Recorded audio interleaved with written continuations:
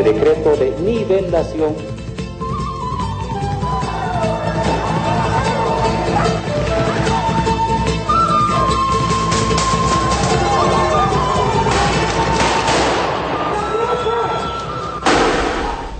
Luego de una semana de intensas protestas y en un inesperado mensaje televisivo dirigido a sus conciudadanos, el presidente boliviano Evo Morales dio marcha atrás con el decreto 748 que aumentaba hasta un 82% el precio de los combustibles, lo que había generado una de las peores crisis de su gestión.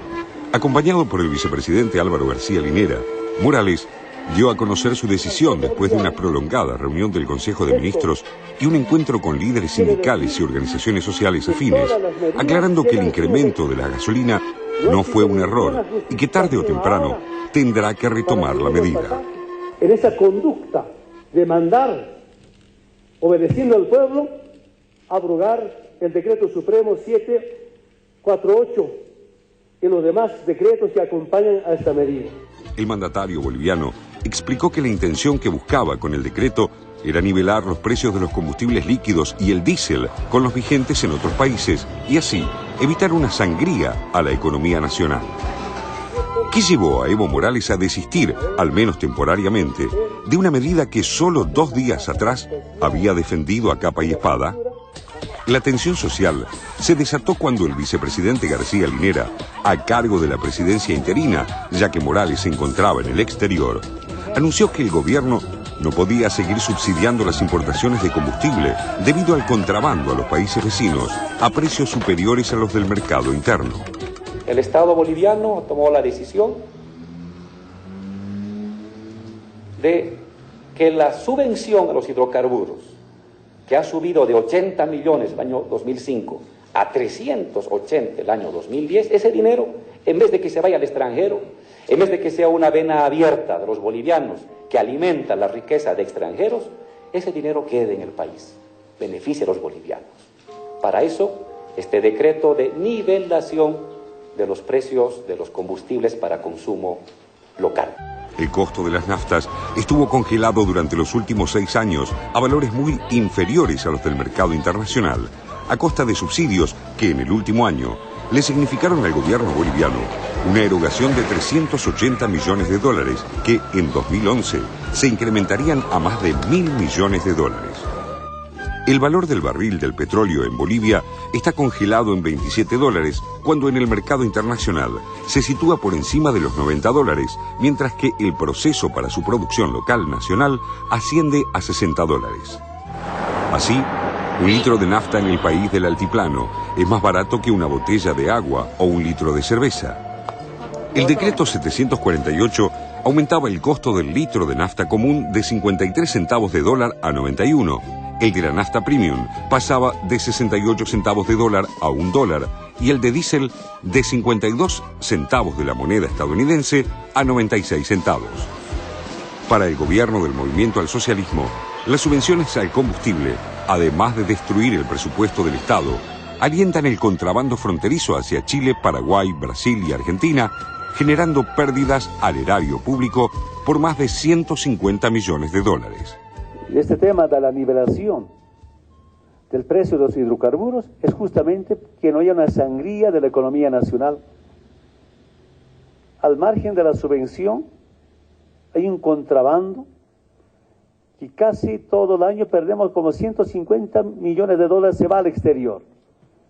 Yo digo, esa plata debe quedarse aquí. Casi en forma inmediata al anuncio de García Linera, las marchas y protestas ganaron las calles de La Paz y de las principales ciudades bolivianas. Los cortes de ruta, la huelga de los transportistas, la escalada en las tarifas del transporte público y en el costo de los alimentos, sumados a la incentivación del desabastecimiento, el caos y la violencia por parte de grupos opositores, elevaron la crisis social a niveles extremos. Incluso en el Alto, bastión incondicional de Evo, las juntas vecinales rechazaron el decreto, haciendo caso omiso a las argumentaciones de su líder. ¡Evo! ¡Escucha! ¡El Alto está imputado! La política burguesa que lleva adelante el gobierno. ¡Sí! ¡Me calla! ¡El Alto no se calla! Aunque en un primer momento el gobierno intentó contener la reacción social, anunciando medidas complementarias como un aumento del 20% del salario mínimo para compensar la subida de los productos de la canasta básica o el congelamiento de las tarifas telefónicas, de agua y electricidad, disposiciones ahora también derogadas, el descontento de la población fue imparable. Una anunciada marcha de miles de mineros desde el altiplano a La Paz, el creciente bloqueo de carreteras por parte de organizaciones campesinas y el rechazo al decreto por parte de la Central Obrera Boliviana obligaron a Morales a revisar su postura. La reacción social fue rápidamente fogoneada por la oposición, que no tardó en lanzar una serie de versiones sobre un supuesto corralito financiero que confiscaría los ahorros de los bolivianos, causando la fuga del país de $200 millones en un solo día. El líder de derecha, Samuel Doria Medina, jefe del partido Unidad Nacional, fue acusado judicialmente por el gobierno de terrorismo financiero. Los opositores tradicionales del líder cocalero, como el Comité Cívico Pro Santa Cruz, también buscaron sacar rédito político de la situación, acusando al gobierno de querer implementar medidas neoliberales y de haber falseado la bonanza económica del país. En el comienzo del segundo año de su segundo mandato, y descartada una ruptura con los movimientos sociales que sustentan su gestión al derogar el denominado gasolinazo, a pesar de seguir sosteniendo los motivos de su necesidad y urgencia, Evo Morales dio muestras de su cintura política y de su apertura a discutir con todos los sectores, todas y cada una de sus decisiones, cumpliendo así con su promesa de gobernar obedeciendo. ¿A qué costo político? El futuro tiene la palabra.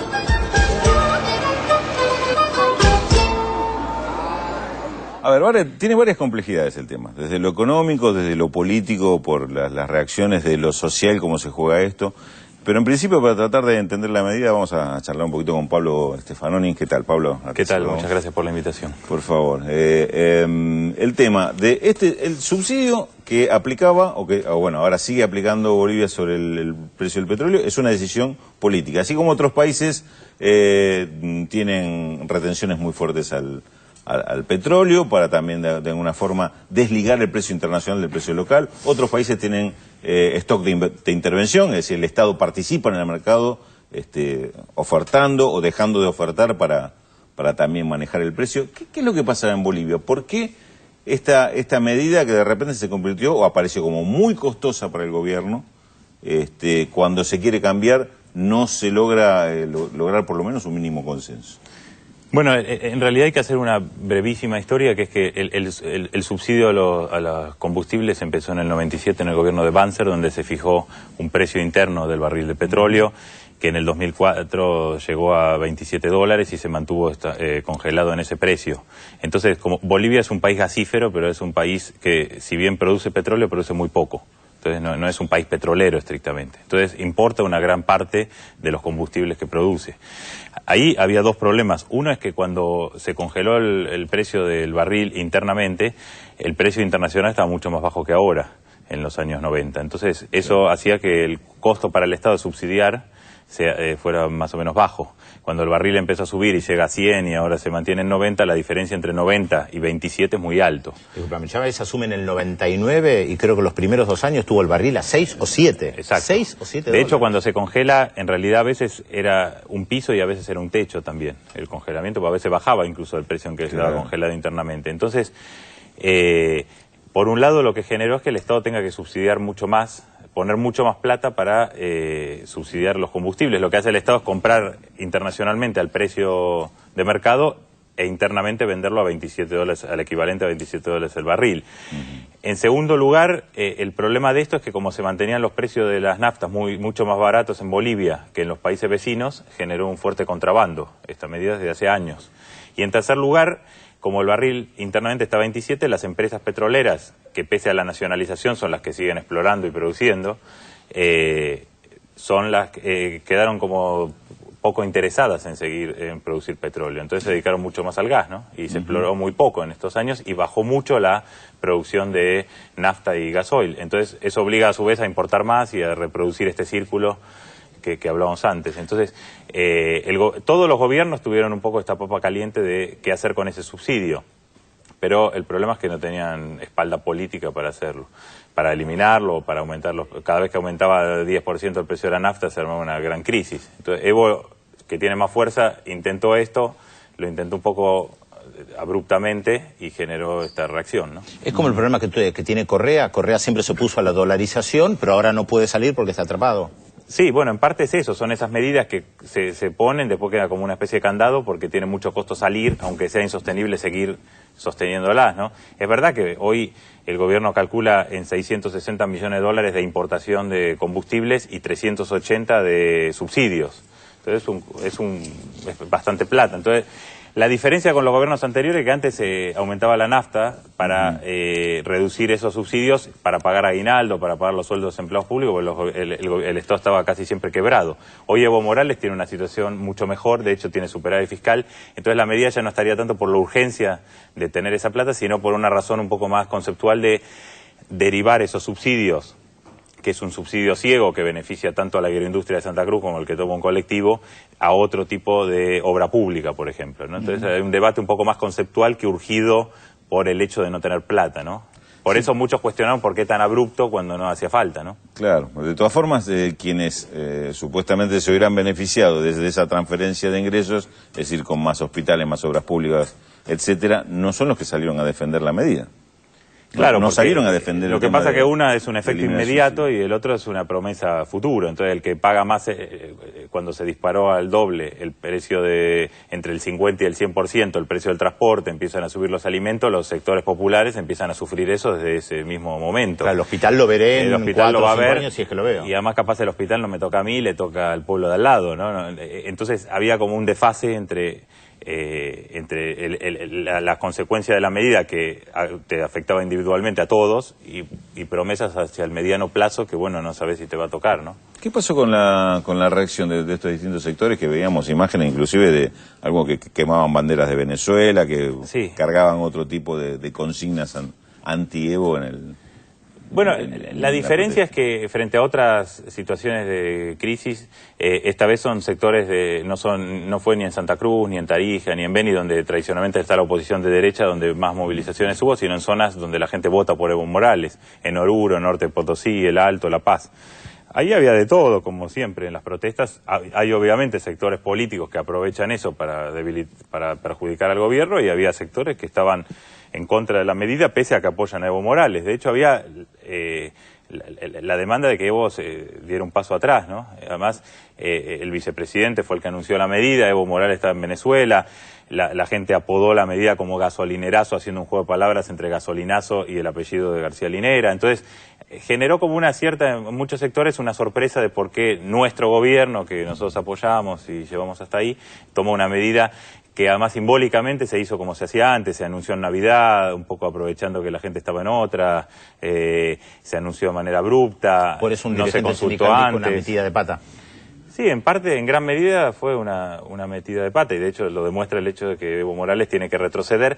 Yo creo de todos modos que fue mucho más por temor a lo que podía venir la semana siguiente a Año Nuevo que por lo que hubo, porque todas esas imágenes, si bien son contundentes, no llegaron a ser movilizaciones multitudinarias. No, o sea, nada para Bolivia. Claro. Lo que uno estaba acostumbrado a ver en Bolivia. O sea, no es que lo que hubo de movilización ponía en riesgo al gobierno. Yo creo que lo que pasó es que Evo Morales consultó con los dirigentes sociales, con los cuales tiene relaciones muy aceitadas, y le describieron un poco cuál era la sensación de lo que podía venir después de Año Nuevo. Si bien no era tanta gente, era mucha para una fecha que era entre Navidad y fin de año, ¿no? Ahora, Pablo, él usa, Evo Morales, después de que da un paso atrás, una frase muy atractiva, heredada o tomada de los zapatistas, que no es la primera vez que la usa, mandar obedeciendo.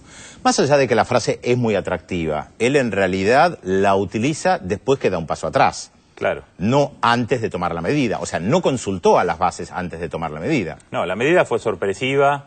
En realidad hubo un spot del gobierno que hablaba del contrabando, daba las cifras y se pasó durante varios días antes de tomarse la medida, con lo cual mucha gente empezó a sospechar que se venía esa medida. Pero no el problema de esta medida no fue solo que se tomó la medida, sino el nivel de aumentos. Hay que recordar que fue entre 57 y 83%. El aumento de Carlos Mesa, por el cual casi se cae, fue entre el 10 y el 23%. y Evo Morales ahí estaba en la oposición y el MAS acusó a Mesa de ser un enemigo de Bolivia por esa medida, por ese 10%. Entonces, lo que sorprendió no es solamente que se viniera el aumento que se esperaba, sino semejante cifra, ¿no? De 83% de aumento. Eso tiene un efecto multiplicador sobre un montón de productos y demás, ¿no? Entonces, eso fue quizás lo más sorprendente, ¿no? Lo que hizo que la gente reaccionara más, ¿no? ¿Y la relación de Evo Morales con los sectores petroleros cómo quedó? Porque en definitiva el subsidio es para la refinería que le estás dando barato un petróleo que si lo tuviera que importar directamente le claro, para carísimo. la refinería sí, pero en realidad para las que sacan el petróleo y tienen que explorar, vuelven a la situación original. En realidad lo que muestra esta medida también es que pese a la nacionalización, Bolivia no puede quedar al margen de ciertos incentivos de mercado, ¿no? El propio Evo dijo, ninguna empresa va a explorar por $27, porque si uno saca de eso además lo que pagan de impuestos le queda $10. Entonces, la idea de llevar, junto con el aumento, lo que se hacía es llevar el barril internamente a 59. Eso se echó todo atrás, pero como se vio incluso en el informe, Evo Morales sigue insistiendo que hay que tomar esa medida. Y ahora hay consultas para ver si esa medida se toma de manera gradual, de qué manera se toma. Lo que logró Evo Morales, de todos modos, es instalar eso en la agenda pública, y como esta medida fue tan dura, posiblemente cualquier otra que sea menos dura tiene la ventaja de que va a parecer poco si aumenta el 10-20% ahora.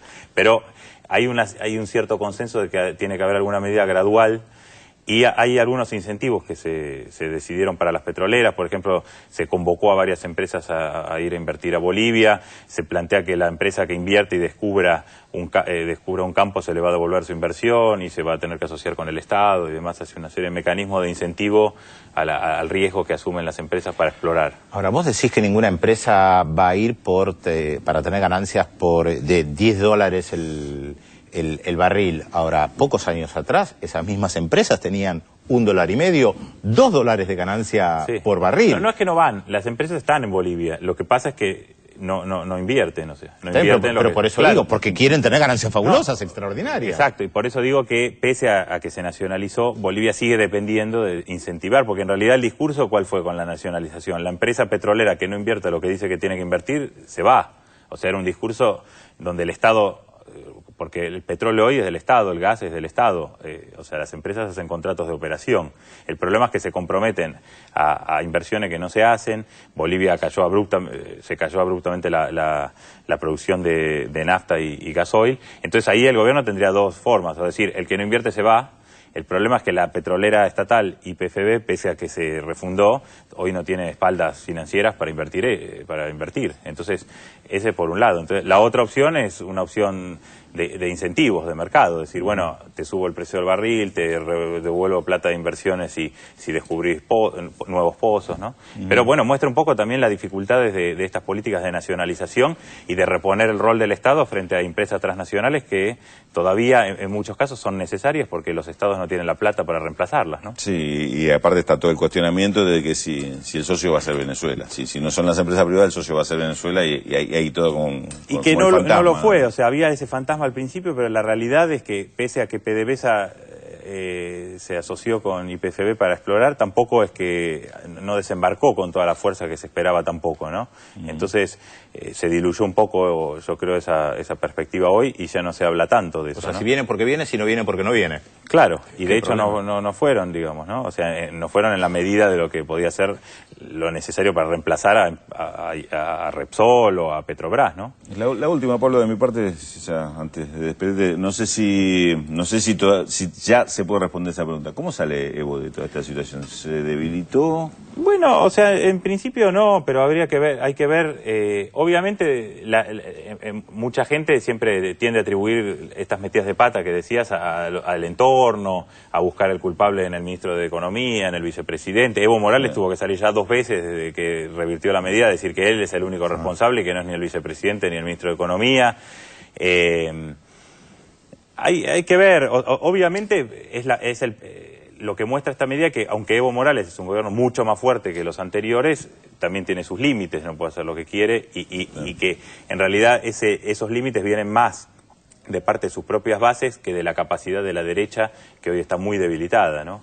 Entonces, habrá que ver en los próximos días. Evo Morales ahora dijo que no va a cambiar ningún ministro, ahora se esperaba un cambio de gabinete, en principio lo negó. Vamos a tener que esperar y ver cómo se desarrollan los acontecimientos. Gracias, Pablo, por estar con nosotros. Les recordamos que Pablo escribió varios libros sobre Bolivia que se encuentran en las librerías, lo hemos mostrado también acá. Nos llegaron algunos mensajes. Francisco de Capital dice: Evo Morales tomó una medida inteligente y el pueblo no entendió la medida. El problema, Francisco, es que no se pueden cambiar los pueblos. Eso siempre es una constante y se da en todos lados. Entonces, si no se puede cambiar al pueblo, hay un problema con la medida y cómo se la explica.